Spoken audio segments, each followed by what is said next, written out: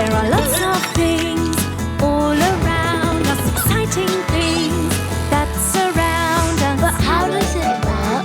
Do you know? How is it made? Do you know? Things that go up, things that go down, things that go pop, things that go round, with special cameras to show you inside. It's going to be a big surprise. But how does it work? Do you know?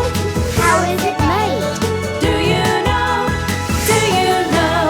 Let's find out! Hello, I'm Maddie, and today I'm playing outside. What kind of games do you like to play outside? I like to play bat and ball. Catch! And I love coming to the playground and going down the slide. Whee! And having a go on the climbing frame. There are small things to climb on like this. And big climbing walls like this one at the climbing centre. At this climbing centre, there are lots of things to help us climb safely. Holds to hold on to, ropes to help us stay safe. But do you know how a climbing wall works? Let's find out. How does it work? Climbing wall. There are 72 different climbing walls here. That's a lot of walls. There are very high walls. And walls you can climb underneath. A climbing wall is great because it means I can practice climbing safely. This is Tom, and Tom's a climbing instructor. It's his job to help me stay safe on the wall and make sure I'm wearing the right special safety equipment. We need special climbing shoes and a safety harness. But Tom's told me I don't need to wear a helmet because we're using this to help me climb. It's called an auto-belay. It has a hard case and it's attached securely to the top of a climbing wall. And inside, there's a really, really long rope called webbing. I'm going to be using a belay that's all the way up there. Tom is going to attach the webbing to my harness.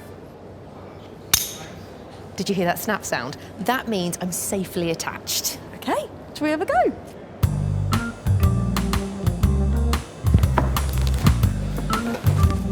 As I climb, the webbing winds into the case.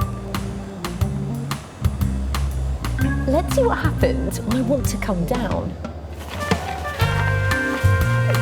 The webbing comes out of the belay and lowers me down. I made it. To find out how a belay works, I think we should take a closer look. When we climb a climbing wall, the long webbing winds up inside the auto-belay at the top. When we stop climbing, the webbing stops winding up. When we fall or want to come down the wall, the weight of our body pulls on the webbing, which makes the spool go round the opposite way, unwinding the webbing. Inside the belay are magnets and a rotor made of aluminium metal. Aluminium is not magnetic. So as the rotor turns, it fights against the magnetic field, making the spool slow down. So we come down the wall slowly and safely. That was really clever, wasn't it? Can you see all of these colourful holds dotted over the wall? They're called holds because you hold on to them when you're on the climbing wall, and they're hard and a little bit rough so you can get a good grip. The holds come in different colours because they help us to climb the wall in different ways. They're called routes. Can you see there's a white route, a red route, and a green route? So you can choose which route of holds you want to try and climb. Before I go up again, I'm going to put one of my special cameras on my head so you can see what I see. There we go. I've also put a special camera at the top of the wall. This time I'm going to try the red route, which means I'm looking for the red holds. Can you see the red holds? There they are. 1, 2, 3, first one. Here we go. I'm using my hand for the first one. And look, now I'm using my foot. I think that's high enough for now. Time to come down. That was amazing.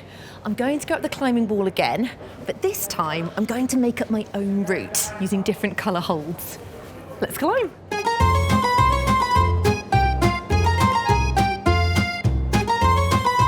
Look at all those different colour holds. They're different shapes too. Now let's see what happens when I want to get down. The magnetic field inside the belay is slowing down the aluminium rotor, so the webbing can bring me back safely to the floor. Made it! That was so much fun. What was your favourite part about finding out how a climbing wall works? Do you remember the name for the equipment that helps me come safely up and down the wall? That's right, it's called an auto-belay. Did you hear the sound the clip made as it attached onto my harness?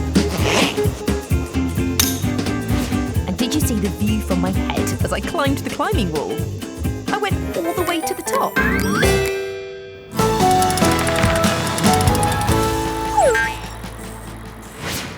I've loved trying all the different routes on the climbing wall and learning about belays and holds.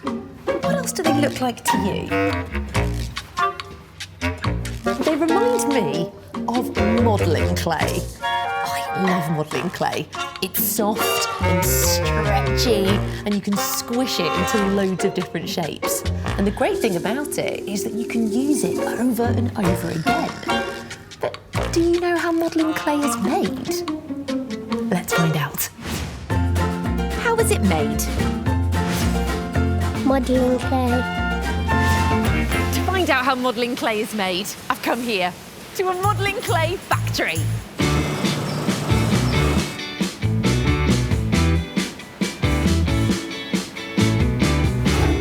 This factory makes 920 kilograms of modelling clay every single day. That's the same weight as a horse.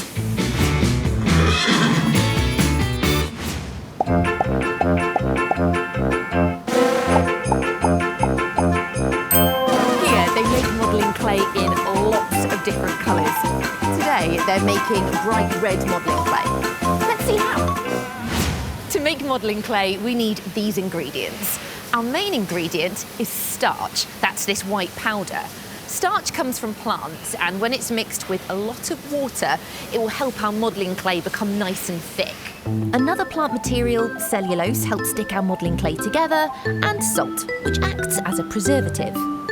And a preservative will keep the modelling clay fresh and stop any bacteria from growing. Vegetable oil helps the modelling clay from drying out and going hard. And then to give the clay its colour, we use this red powder. It's called pigment. So, we've got our ingredients. Now we need to know how to make it. This is Billy, and it's his job to weigh out all of the ingredients to make the modelling clay. How do all these ingredients turn into squidgy modelling clay? We need to mix them up. And for that, we need a giant mixing pot.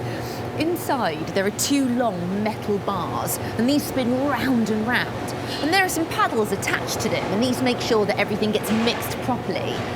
But it will take around 40 minutes to make the modelling clay, and that's quite a long time. So I think we should film this with one of my special cameras. I'm going to use my special camera to film a time-lapse.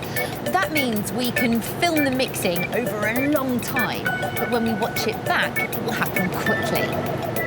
Okay, all set? And we're ready for the ingredients. First, the yellow vegetable oil goes in. Then the red pigment. Wow, can you see how the oil is changing colour? It's turned red. Next, the dry ingredients get added. Starch, salt, and then cellulose. Before the paddles mix everything together. Oh, look at that! The clay mixture is getting really thick. Inside the mixture are lots of tiny starch granules. And when it's been mixed a lot, those starch granules start to break down. This means they can take on lots of water, so they swell up and become firmer, and that's why the clay is getting firmer. It's a lot more like squidgy modelling clay now, doesn't it? Now the modelling clay is thick, Billy's going to turn off the rotating paddles so we can take the clay out of the mixing pot. Billy's using his hands to squash the modelling clay into this box. What a fun job! But how does it stay squashy enough so you can keep playing with it over and over again? Well, it's all down to the vegetable oil and the water. When a solid like clay holds a liquid like vegetable oil or water, we call it moisture. And it's the moisture inside the clay that keeps it soft. When the modelling clay is soft, we say it's malleable. But it only stays that way if we keep it in a tub with the lid on, so the outside air can't get in. We call this airtight. This bit of modelling clay has been left out in the air overnight. Oh no, it started to go hard, and when I tried to mould it, it just cracks. It's dried out. When modelling clay is left out, air around it warms up the water inside the modelling clay and turns it into a gas. This is called evaporation. The gas leaves the modelling clay, which makes it dry. Our finished modelling clay is ready to be packaged. But first, it has to get squashed into the right shape. And that happens here at the extruder. The clay goes in the top and comes out the bottom through this pipe. Let's see it in action.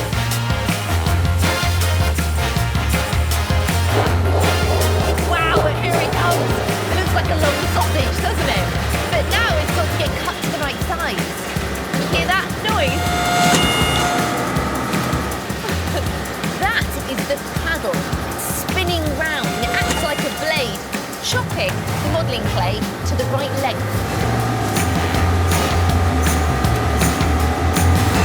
The clay has been wrapped in a thin layer of plastic, but it's quite loose, so it goes through the oven, and the heat shrinks the plastic tight to the clay, and this makes it airtight, so that none of the moisture can get out of the clay, so it stays soft and squishy.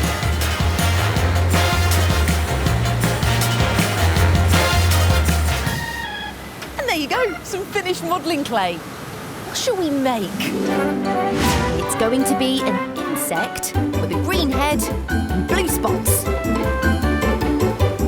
It's a colourful ladybird. I had so much fun finding out how modelling clay is made. What was your favourite part? Do you remember what we call a tub when the lid is fastened on top? That's right, it's airtight. Do you remember the sound the paddle made as it cut the modelling clay? Did you see on my special time-lapse camera when the modelling clay went from gloopy to thick?